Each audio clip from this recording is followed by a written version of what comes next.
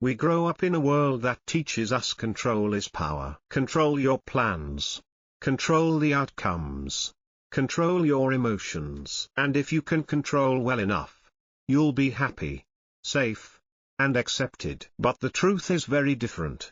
The more we try to control, the more exhausted we become. The harder we grip, the more life resists. And in the end, all we're left with is a sense of burnout, disconnection, and never being enough. What we often fail to realize is that it's the very act of controlling that causes the suffering. Like holding sand in your hand, the tighter you squeeze, the more it slips away. The more you cling, the more you lose. What's hurting you may not be the situation itself, but your attachment to it. To a relationship you're afraid to leave. To a job that no longer inspires you. To a version of yourself you think you must uphold in order to be loved. Letting go is not failure. It's the doorway through which life returns. A life no longer suffocated by control, but nourished by trust and presence. There's a common misunderstanding, that letting go means you no longer care. That if you stop trying to control, you're being irresponsible. That if you stop worrying, you must not love enough. But the truth is, letting go is not indifference. Letting go is a higher form of love, love with wisdom. Love that doesn't bind. Love that doesn't control. Love that allows things to be what they are. You can care deeply, and still let things unfold naturally. You can love someone wholeheartedly, and still respect their own path. You can hope for the best, without forcing it to happen on your timeline. We often confuse caring with clinging. True love with the urge to control. But love is not about gripping tightly. Love is about holding lightly, without letting go. Letting go is shifting from force to faith, from anxiety to awareness, from control to connection. When you truly let go, you are not careless. You are simply choosing a gentler way to love, a more peaceful way to live. And in that space, everything begins to fall into place. In today's world, stillness is often misunderstood as laziness, weakness, or lack of ambition. We're taught that we must do more, think more, speak more, or risk being left behind. But the irony is, the more we do, the more chaotic the mind becomes. The more we think, the more tangled we feel. The harder we search for peace, the further it slips away. True peace is not something you earn through effort. It doesn't come from adding one more thought, solving one more problem, or crafting one more plan. Peace begins when you pause, when you stop trying to control every moment, when you accept presence, even when it's quiet, uncertain, or unfamiliar. In Buddhism, the restless mind is called the monkey mind, always jumping, noisy, and unruly. We live in the noise of our own thoughts, constant chatter, unnamed worries, imagined disasters. And it's that inner noise, more than the world around us, that wears us down. A still mind is not a place, it's a state. It doesn't come from the outside, it's cultivated from within. It begins when you learn to observe your thoughts, instead of being ruled by them. Try this, just for a few minutes each day. Pause. Don't try to understand. Don't try to fix. Just breathe.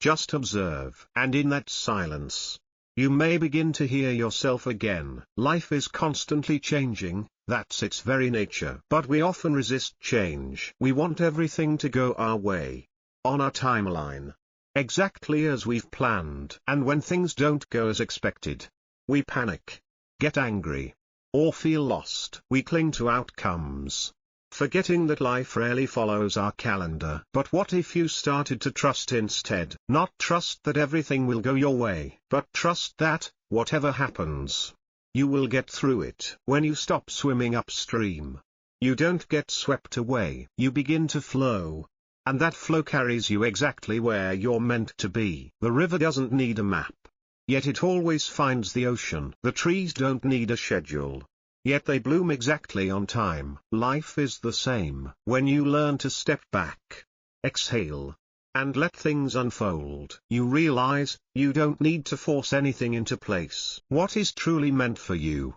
will come, in its time, not sooner, not later. And what you need most is not control, but trust. Every day, We step into life carrying countless expectations.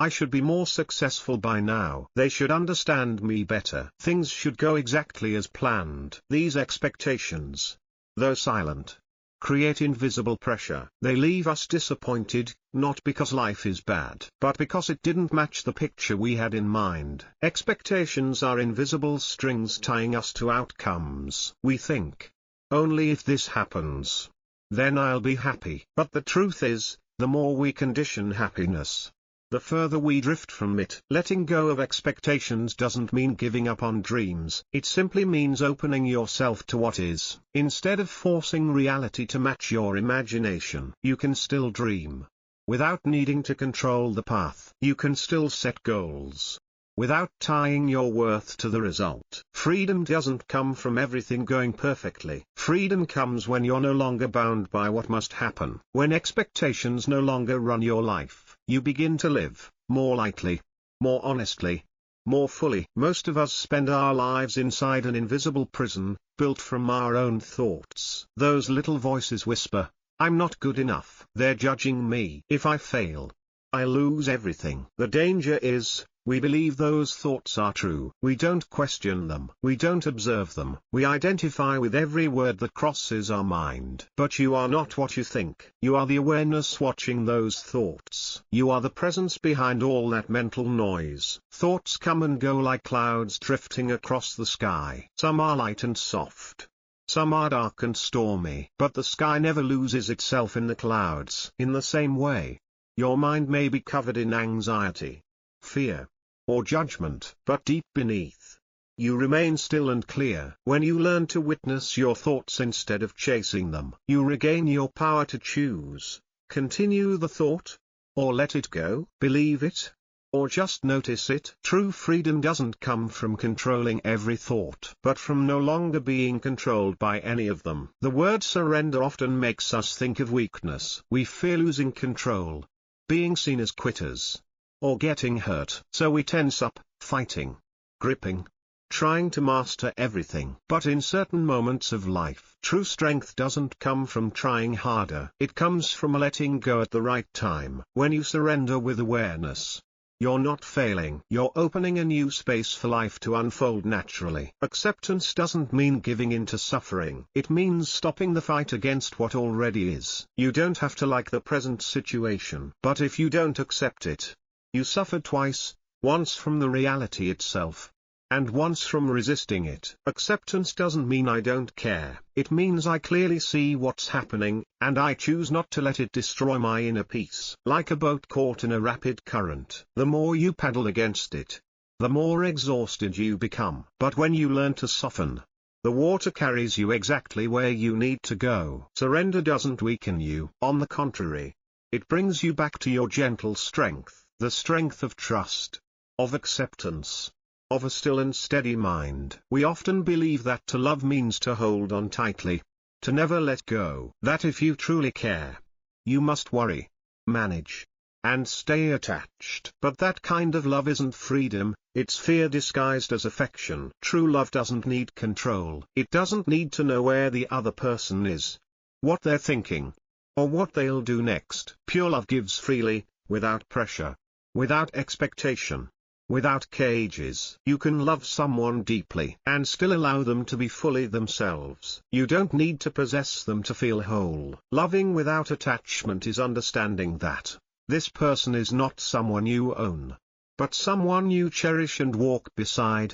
for as long as the connection is alive. When you release control in love, something beautiful happens. Love becomes lighter, more authentic, and more profound. You no longer love out of fear of loss, but out of a genuine wish for their happiness, even if that happiness doesn't include you. Real love doesn't possess, doesn't condition, doesn't restrict. It simply shows up, trusts, and is grateful for the chance to love, even for a brief moment in time. Since childhood, we've been taught, if you want to be loved, be good. If you want to be recognized, be excellent. If you want respect, achieve something. So we grow up carrying a belief, our worth depends on how others see us, on their approval, their praise, their acceptance. But who does that make us? A performer in our own life, always trying to please, afraid of rejection, and never feeling enough. Inner freedom doesn't come from being understood,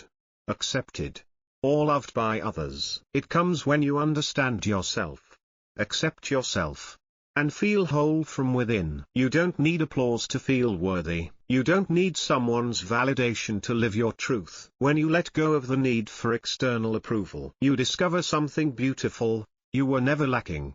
You simply forgot you were already whole. That quiet space, that independence from needing, is where life truly begins.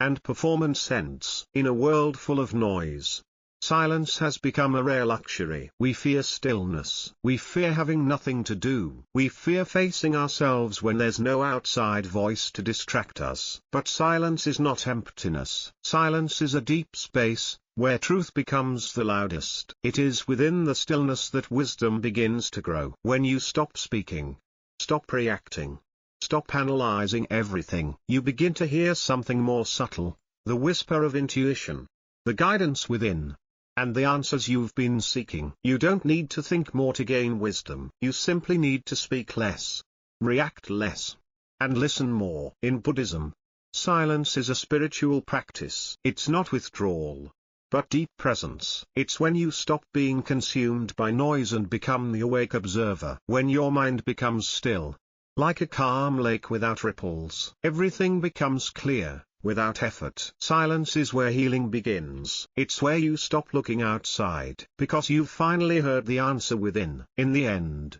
letting go isn't about loss. Letting go is a return to a peaceful heart, a return to simple truth, a return to yourself, without armor, without strain, without performance. Letting go is the peeling back of layers, expectations, fears, comparisons, and control, until you touch the deepest, quietest part of you, where you don't need to do anything to be worthy, where simply being is already enough. It's not an easy journey. It takes courage to admit you've been holding too tightly, and bravery to loosen your grip, even when you don't know what lies ahead. But in that release, you find freedom. Freedom from self-imposed pressure. Freedom from the spirals of anxiety, expectation, and fear of rejection. You feel lighter. You begin to truly live, not just survive. And you realize, life doesn't need you to control it. Life just needs you to be present, fully, with an open heart and a still mind. And then,